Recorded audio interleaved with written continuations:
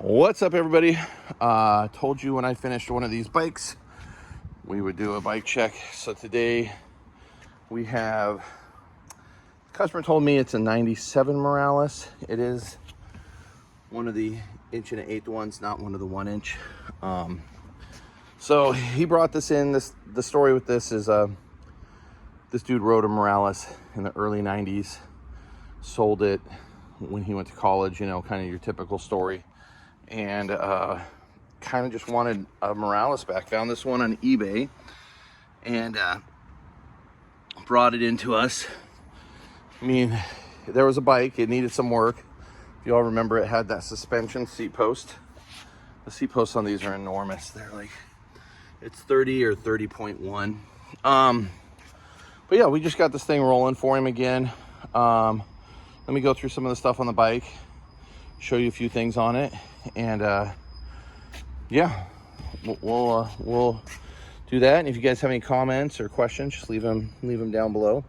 So this thing comes with what are these? These are Odyssey Quick Stop 3s. So these look like I guess a 3rd edition. There was the Pitbull 2 lever, the Pitbull lever. This kind of looks like the same thing, but it's called the Quick Stop 3. I honestly don't remember seeing these, or if I saw them, I would probably assume they were Pitbull levers. This does come with like the Poverty knockoff Graveyard bars. Not as good as Graveyards, but it's still capturing the vibe. When the bike came in, it had a specialized 1 1/8 stem. We tracked down a redneck with built-in gyro tabs, and I really do think that gives it a lot better look. We got a Odyssey Gyro 2. Let me get down in there so you can see her. So we got that. It's got the dual lines down here.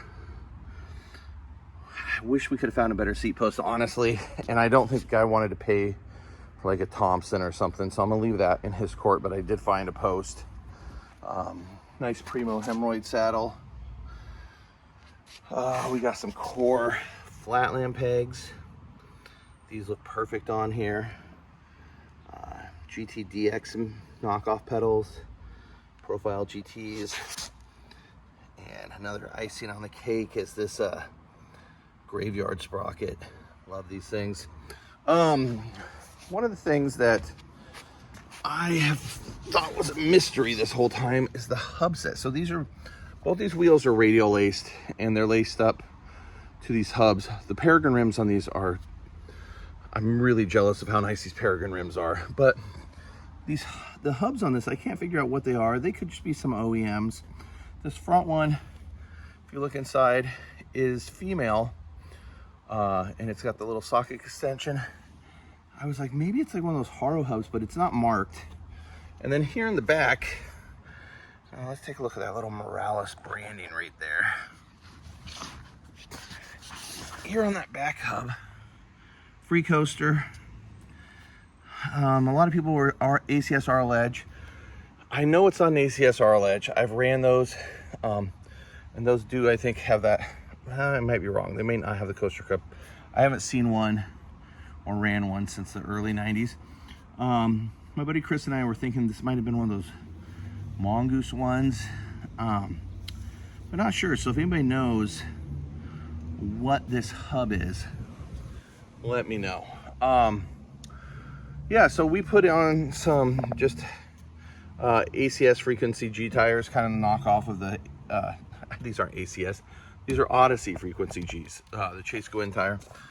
These are kind of a knockoff of the ACS RL Edge tires.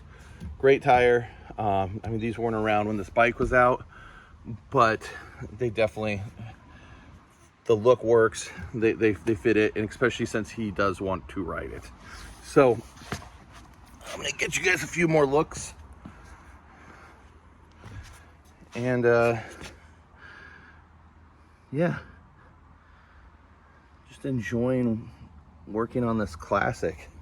When these first came out, I think these came out in '93. You know, like, I don't think Jesse Puente rode from off the top, but Richard Zabsdeer, a bunch of the SoCal dudes.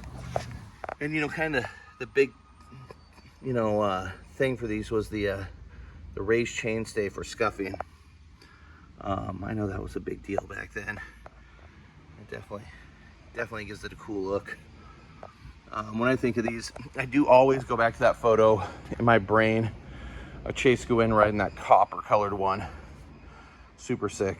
But yeah, we got a Morales Flatland bike.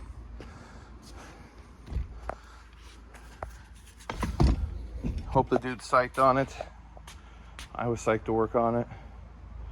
And definitely a classic of the 90s. I mean, I think if you rode Flatland seriously, like 8 out of 10 Flatlanders at least rode this frame for a short time. So, all right, guys, thanks for watching, and I'll see you in the next one.